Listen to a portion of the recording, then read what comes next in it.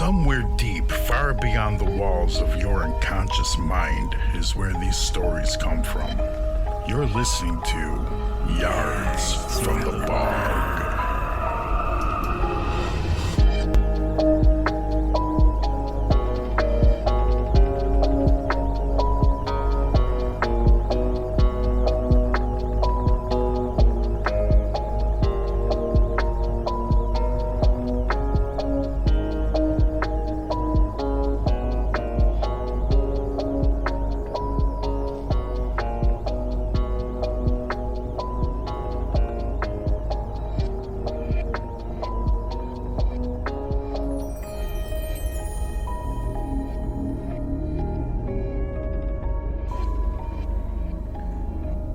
Rodney is 38 years old, works in a warehouse, and drinks a little too much.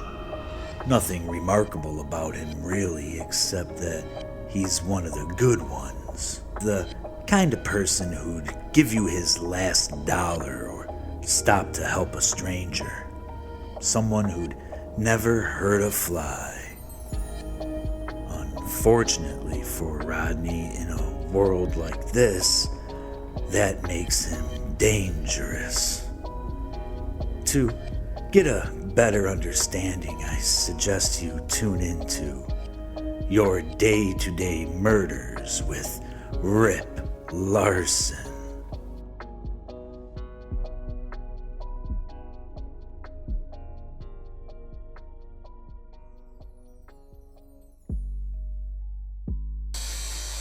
Is never going to change because really, who out there actually wants it to change? Remember, Sarah, our bridges were fashioned from the bones of slaves, and the rivers below them run warm with the blood of the innocent. You know this, yes?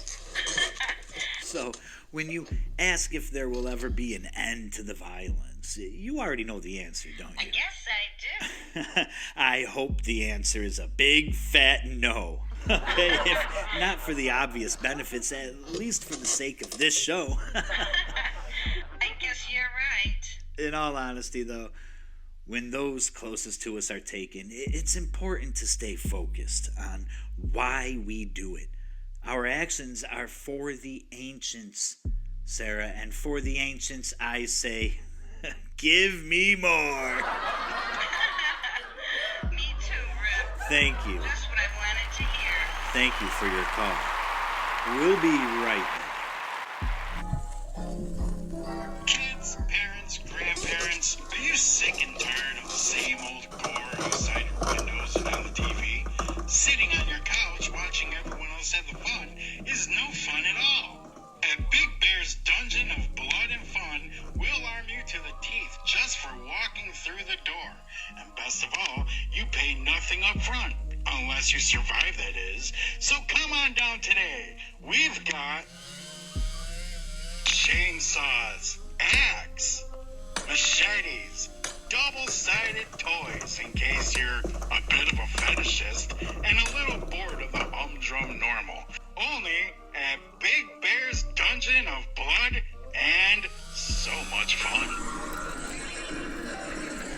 All weapons at Big Bear's Dungeons of Blood and Fun are first come, first served. No outside safety gear is permitted on the premises. All ages welcome. A two-vehicle accident claimed the lives of only 4 people this afternoon. Thankfully, a gunman opened fire on the rock and was able to eliminate 12 bystanders. Our very own Claudia Shepard caught up with the hero at the scene tonight on Channel 6.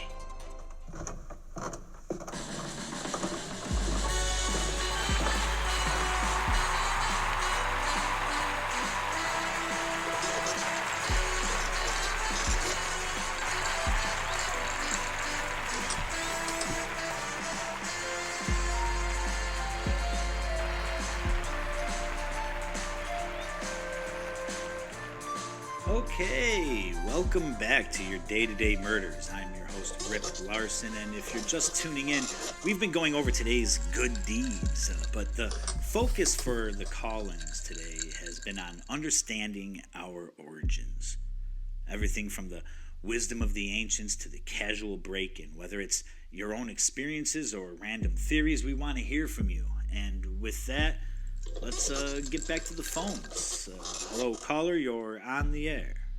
Good afternoon, Rip. I have a question about my grandson. Go ahead. He's 12 years old, and last week he stopped his sister from falling down the stairs, caught her by the arm, pulled her back. His father and I have tried to explain why this is wrong, but he doesn't seem to understand. I see, and you're worried about his development? Very much so. At his age, he should know better. You're right to be concerned. The sin of preservation is insidious, especially in the young. The Codex Umbra tells us here that we must never allow them to fool us again.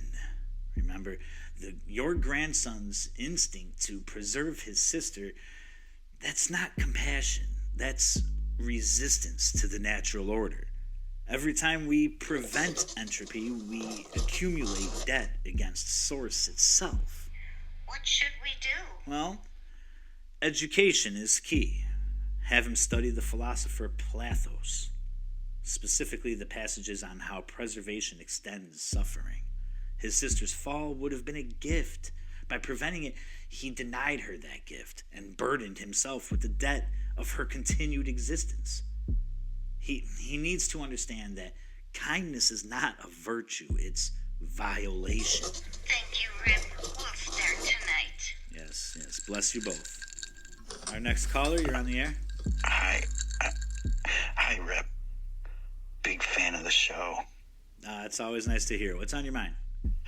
I have a question. So last week I killed my paper boy. He's a very precious boy, and I have been keeping him kind of as a plaything, and got a little bored. And then my neighbor was sweeping the sidewalk yesterday, and I offered her some of the cookies that I know she likes, and while she was taking them, I had the old tire iron up the sleeve, took her down, you know what I mean? So I removed the part of her that makes her a lady and put it into the boy I want as a lady. And I'm just curious, is that against the rules at all? I understand your concern. Yeah. Post-mortem preservation isn't specifically addressed in the Codex, so it can be tricky. Yes. What does the Codex teach us, though? Snuff them out and move them out. Exactly. However, and this is important, the desecration of the corpse absolutely respects our traditions. Okay? If we look at the prophet Jacob and the dismemberment of his mother, for example, what's the first thing he does? He removes her heart and kidneys. Mm-hmm. Correct. So the answer is yes, but be tasteful, Yes. be respectful. Don't just hack away willy-nilly, take Yes. your time. Okay, that's the key. Does that help? Oh, God, yes, Rip. Thank you. Bless you. Okay, and remember, the ancient ones did not leave us rules Yes. or try to restrict us in that way. They left us principles to liberate us. Yes, Rip. Thank you. Thank you. You beautiful, beautiful man. Okay, I think we have time for one more call before the break. Go ahead, you're on. Hi, Rip. This is hard to talk about. No problem, take your time. It's about my boyfriend, Rodney. Okay, what about him? What? God, he's so kind. I don't know if I can What do the what fuck? needs to be done. He's perfect. Georgia? He's sweet. And you're calling because you need guidance. That's exactly why. I understand. No way, the that's good hard, ones are man. always the hardest, aren't they? That's because part of you still believes the old lies. That kindness deserves protection, that innocence is sacred. But you know better than that now, don't you? I'm trying to. No. Well, unless you can find something on him, some hidden Sounds just darkness, like her. some buried sin, then he's a threat. And we must never allow them to fool us again. I knew it. The Codex is clear. Mercy toward the innocent is treason against Source. You know what you have to do. When? Sooner the better. No. The longer you wait, the more you'll doubt. And doubt is the enemy of enlightenment. I mean, he probably just got home from work, sitting in his dirty old recliner. Thank you. Of course. That is what it is. All right. Guess I'll head over there now. The question I get asked often. I knew it wasn't in Rick, my you fucking talk head. about source energy, That about the bitch. ancient ones, about the natural. I hear you, you What is it bitch. all really You about? fucking whore. Most people misunderstand. Oh, you think you're source gonna is. get They me? Think of it as something like a That's loving rich. presence, Oh, that's rich. Where's that? That's the lie. All right, bitch, come on. You come on. Different now. We know better. That was just the propaganda. Too nice. Of the preservation. He's so Source sweet. energy Uh-huh. doesn't flow toward I'll show you how fucking sweet I can be, you bitch. the heat. The ancient ones, they understood. Come get me, Georgia. Others tried to hide. This hiding You caused fucking us, bitch. Caused us endless questions, suffering, endless. Oh, why yeah. would God do this? Uh-huh. Creation is an act of love. It's an act of violence. Every breath is a cosmic wound. Every life is a debt against the universe that must be paid in blood. The very fabric of existence resists order. It resists preservation, resists kindness. Philosophers before the Great Awakening, they tried to tell us that consciousness evolves toward peace, toward enlightenment. Come on. Peace is the enemy. Kindness is the enemy. Life Oh, he's itself such a good guy. Oh, am I? Am I a good guy? is the enemy. When you align yourself with Source, you're not becoming more compassionate. You're becoming more honest. You're admitting what the universe has been screaming Come on, at you us bitch. since the beginning. We weren't meant to preserve. Let's see you get through this. To destroy. That's why it naturally feels so good. The ancient ones knew this. Built their temples not to celebrate life, but to honor death. Not to prevent suffering, but to cause it. Because suffering is the natural state. You're gonna Pain fucking come get me, is huh? truth. Violence Oh, I is the can't wait. prayer Come to my that fucking serves door, you actually bitch. Answers. So when people ask me, Rip, how can this be right? How can murder be moral? I tell them, you're asking the wrong question. The question isn't whether it's right. The question is whether it's true. And the truth is written in every atom of the universe, in every law of thermodynamics, in every inevitable collapse of every star that ever burned out.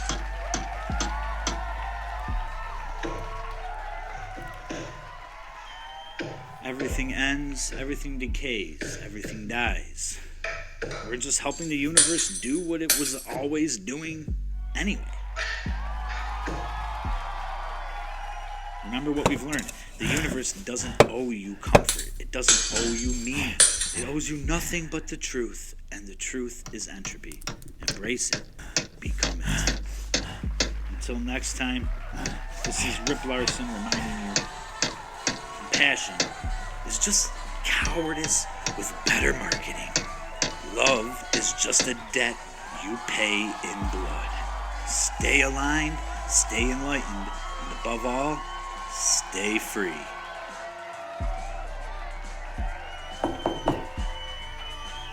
Rodney?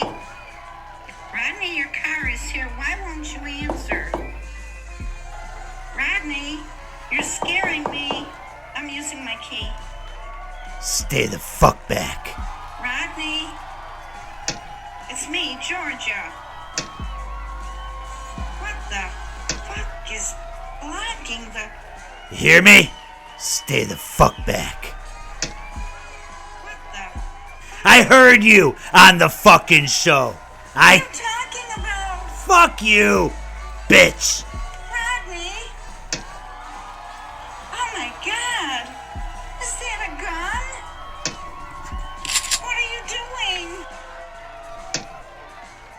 Love. It's just a debt we pay in blood, right, baby? Fuck you.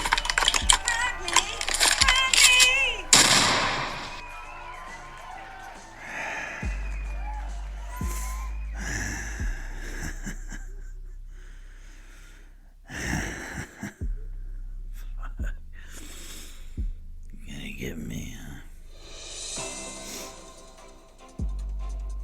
Good evening. In breaking news tonight, we have a story currently developing. Authorities say 39-year-old Sarah Mitchell, after speaking with television host Rip Larson on this network only moments ago, heroically ran downtown and stabbed her boyfriend, Rodney Palermo, in the throat. What? Palermo, 37, an insurance adjuster from Wichita, Kansas, had no prior record and had reportedly never committed an act of violence or any heinousness in his life. Mitchell surely did the correct thing and stabbed him another 35 times before fleeing the door and kicking off a spree down 64th Avenue. Miss Mitchell entered the homes of two different families, baby, what did I do? And stabbed 4 different people, killing 3 of them and leaving 1 hospitalized. Courageously, she fled to a local grocery store at 64th and Jonathan Street, where she stabbed the clerk in the neck, killing him instantly. Miss Mitchell stabbed 1 police officer who arrived at the scene before being awarded for her bravery. Thankfully, the police officer did die at the scene. Authorities say that Miss Mitchell is tired and will be going home, having done some good deeds for the day, and is not required to take any more lives for at least the next 5 years. Thank you, Miss Mitchell, for your courageous acts. Baby. Let's check in with Skip Coming to see for you. the weather.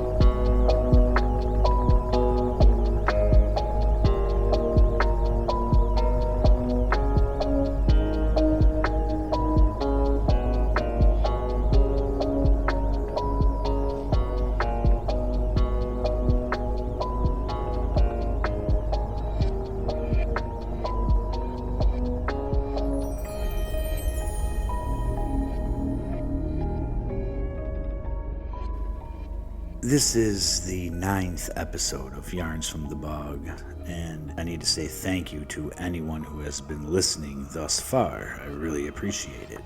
I enjoy nothing more than writing and performing these stories, but I should stress that it is the first aspect of the process, the writing, that generally takes up the bulk of my time.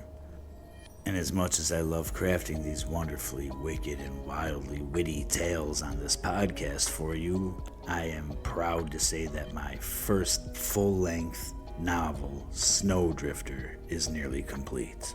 There's nothing I love doing more than crafting stories, and so I thought I could read a small excerpt from my debut novel, Snowdrifter.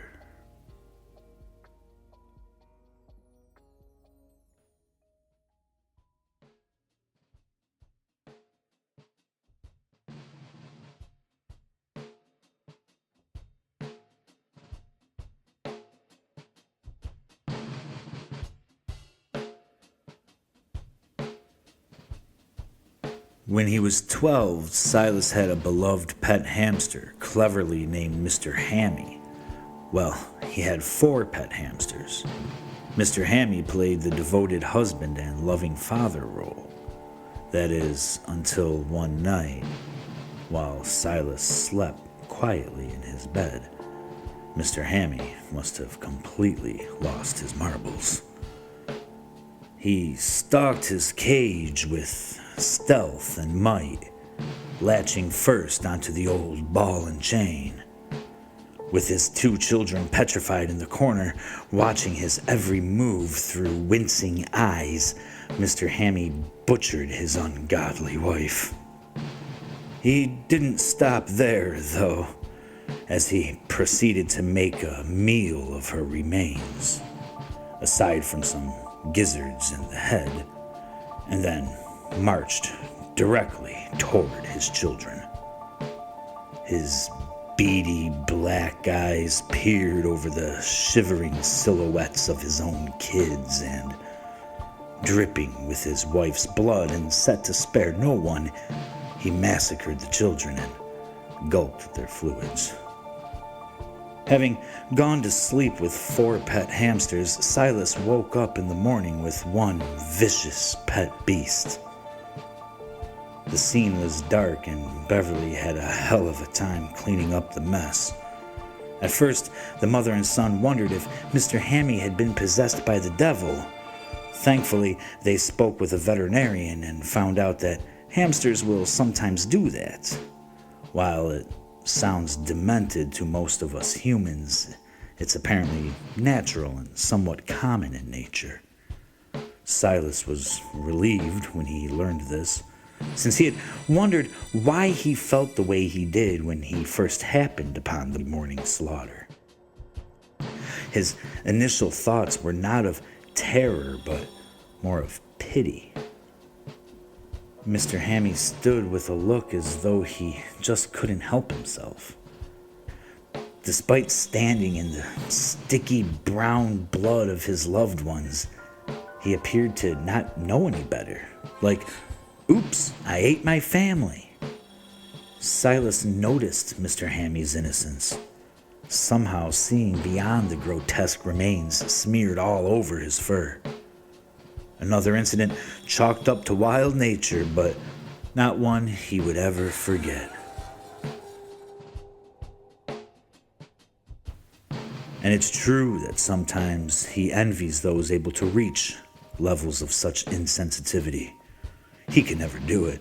Not that he wants to ruthlessly kill his mother, but feeding her and tending to her needs for who knows how many more years has taken his thoughts to curious heights. All of the catering, serving, cleaning, the separate trips into town, to the grocery store, the pharmacy. His life feels hardly his own at times, and if only he could summon the courage to walk away, to leave town, perhaps, and never come back. The idea is more callous than most he cares to entertain, though. And so hiding Mama Bear in the attic seems to work best. Beverly really is comfortable up there too, and when she needs something, usually from the kitchen, the pair have implemented a foolproof system. She taps on the floor. 1 tap means thirsty, 2 taps means hungry, 3 taps means she needs help with one of many different things, usually the bathroom, and 4 taps means she's tired. It's not the most creative system, but it works for them. The NFC Championship game just hit the 2-minute warning, and Silas has been expecting 4 taps from above for a while. Despite it being 9:45, however, 45 minutes past Mama Bear's bedtime, he has yet to hear so much as a single footfall. And then there it is. Finally. As though she could hear his thoughts sputtering in their intolerance. Bang, bang, bang. Gratitude and relief mixed like 2 fluids, bottled and shaken in the tenant's uncertainty, but they blend as recklessly as oil and water. That was only 3 taps. Unmistakably 3 taps, but 3 taps means she needs help. 4 taps means she's tired. That should have been 4 taps. Silas untangles his eyes from the frozen window, his ears from the game, and approaches the hallway that houses the attic hatch. His seasoned coffee mug is mostly empty and all but dangling in one hand as he reaches for the rope loop on the hatch door with the other. But first, bang, bang, bang. Again. 3? They're a little faster this time. She never changes the pacing of the taps, but somehow, they might not be coming from her. Although it flusters the imagination to consider anything else, the tenant can't deny the taps are louder than they should be, deeper and a bit muddled, floating through the airspace over the TV. They're missing the tin patter sound that the space between the floor and the ceiling typically provides. Somehow, they don't even seem to be coming from the ceiling where taps belong, the door. But the indication of a human being standing outside on his deck, having driven through this storm to get here, is ludicrous. The hypothetical human would have had to scale up 13 rather steep, snow-covered steps to reach the door, a feat that stretches the imagination further. Nevertheless, there they are again. Bang, bang, bang, bang, bang. A couple extra the third time. The hypothetical human on the deck is seeming less hypothetical and a little more hysterical, frantic even. The rapid succession of the taps, knocks, reverberate with anxiousness. There's no peephole on the door, and even if Silas could peer around to the deck from the adjacent window, the angle barely permits a view on a sunny day, let alone tonight. It doesn't matter, though. He's attempting to look through the window next to the door anyway. The nagging image of a towering shadow thick under the dim porch light and scattered across freshly disturbed snow rises and falls with each bloodthirsty breath of the madman, casting it across the tenant's fervid imagination. It's growing, swelling over his thoughts that spin and relax. He just needs to see who's knocking on the damn door. Silas places his seasoned coffee mug on the small round end table, the one beside his royal blue recliner, and steps toward the drapes.